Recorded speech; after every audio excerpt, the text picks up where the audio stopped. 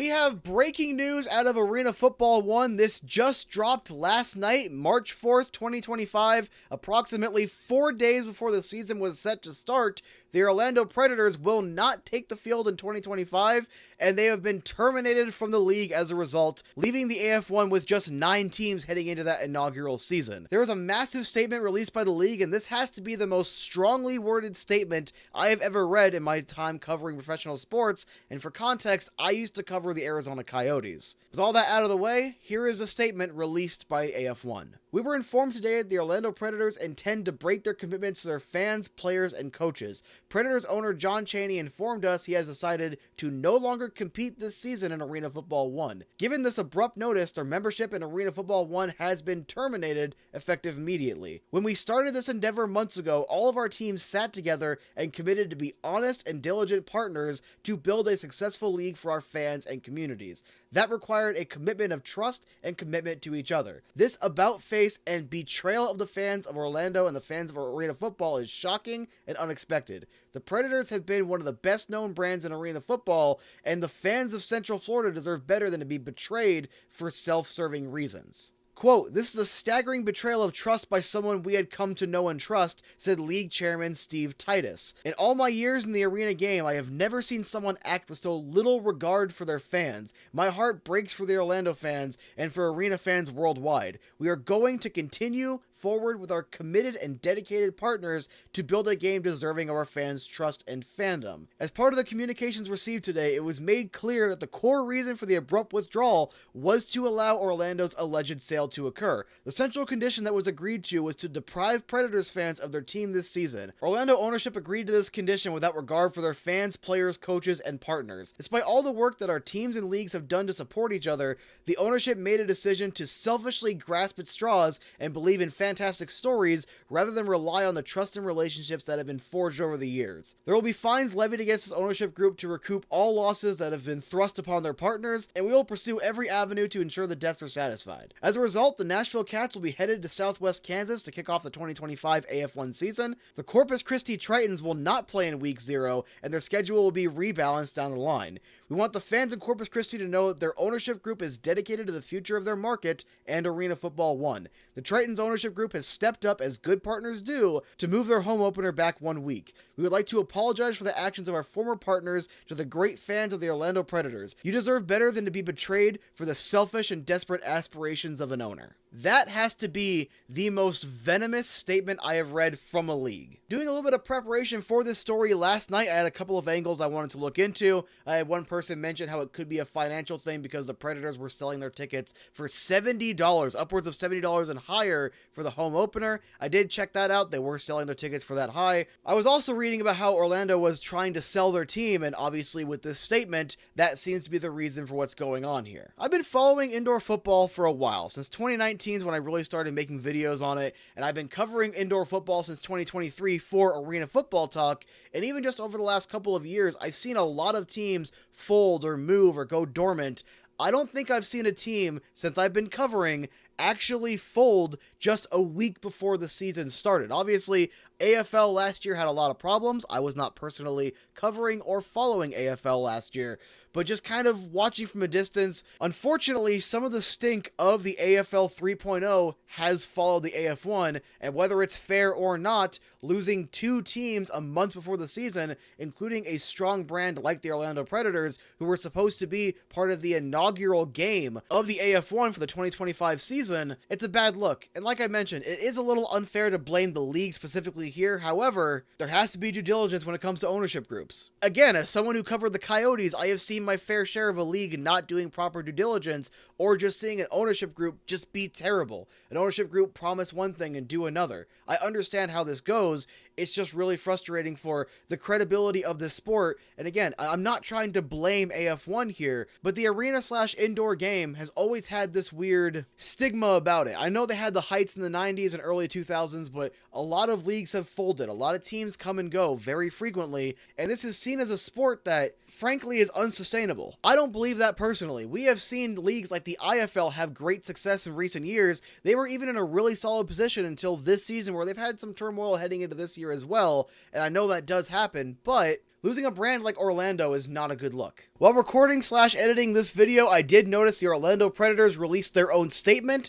I don't know where I'm going to put this in the video, but I do want to read their statement. Here it is. The Orlando Predators announced future transition in ownership. The Orlando Predators ownership group has released the following statement regarding the team's future and apparent AF1 smear and vengeance campaign. After an exhaustive evaluation of Arena Football 1 structure and an exhaustive review of all financial avenues with potential partners, the Orlando Predators ownership made the league aware of the purchase offer presented to them yesterday, and after discussions we made the difficult yet necessary decision to discontinue participation in AF1. But under the impression we would release a joint press release as was done with the other teams that did not continue the 2025 season. The league's financial model is not only fundamentally flawed, but also blatantly unequitable, heavily favoring 3 teams whose ownership also controls the league itself, as concluded by potential partners. This blatant conflict of interest has resulted in a lopsided, unsustainable economic framework that disproportionately benefits independent team owners while funneling resources and advantages to a select few,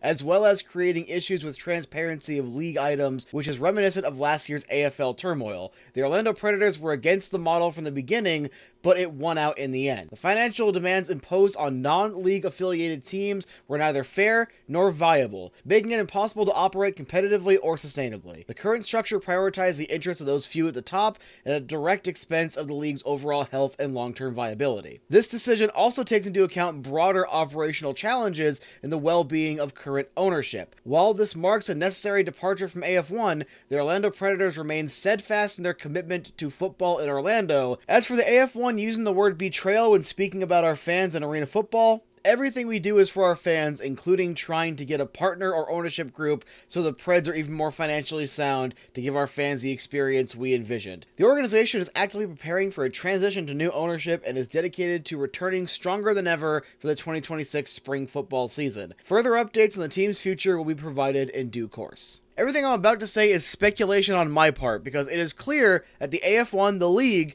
and the ownership group behind the Orlando Predators have a beef. There is something going on between the two parties. It is clear there is not an objective party here. I can only give my opinions based off of what I am reading in both statements. And I kind of have to agree with a Twitter user here that commented, if you're going to bring allegations like this, with the league being unequitable and the framework being fundamentally flawed, you're going to need a little more evidence. That's kind of the way I'm leaning, because one thing that just does not make sense to me personally is what took you until 4 days before the season started to decide that this was not equitable and this was a fundamentally flawed system. They say in their statement they disagree with it from day one, so then why did you go forward with the season? Looking at the teams that are/were in AF1, the biggest brands, at least in my opinion, were the Albany Firebirds and the Orlando Predators. There's a couple other solid markets. You have Arizona, but the Rattlers are still playing in the Valley. So I have a lot of questions, including what are the ownership groups that are taking the majority of this? Obviously, there would need to be more evidence and detailed allegations, but just trying to figure it out just with a little bit of common sense, I'm not entirely sure what they're talking about. And again, they were against the business model from the start, but they still went forward with this business model and with this league. It just doesn't make sense to me. Unfortunately, as someone who has experience with drama involving arena football, this is probably what that is. You have two parties, the AF1 and the other owners, as well as the Orlando Predators organization and their current owner, that just do not see eye to eye. Something happened, something broke down, and now they are just flinging whatever at each other. However, just trying to think logically here, it makes less sense from the Predators' perspective, because again, if you thought this business model was so fundamentally flawed, why were you still involved up until 4 days before the start of the season? It doesn't make sense to me. Something about this seems really fishy. I'm not entirely sure what it is or what to add here, but I just don't get it. Going down to 9 teams within a week of the season starting is not great. We've also had some storylines like, to bring it back to Arizona, the Arizona Bandits have still not announced their home stadium. Their first home game is later on in this month. However, fans need to be able to buy tickets. And while logically anyone paying attention will know where the Bandits are going to be playing, they still haven't officially announced that. None of these are great looks for the league. And that pains me to say, because to make it a little personal here, I love the indoor football game. I love arena football. I want these leagues to do well. I want there to be 2 or 3 big leagues that are constantly competing and making this sport grow, and AF1 still has the building blocks to be able to do that. However, they're going to really need to knock this season out of the park. They still have 9 teams, they're still going to have a full season, they still intend to play a full season, and before sitting down to record this, I did see statements on social media from Albany, from Salina, from a couple other teams, all just restating their commitment to AF1, and I do think, again, they can have a successful season. I do believe I can speak for everyone at Arena Football Talk when I say, we all hope AF1 bounces back and they have a successful 2025 season. With that being said, a lot of eyes are going to be on this league this Saturday on March 8th to see how the first ever game goes down, and as far as I can tell, I'm free that night, so I'm also going to try to keep an eye on this story. This is a massive story in the world of arena football, and for all of the updates, make sure to stay right here on Arena Football Talk. I am Matthew Jacobson, signing out.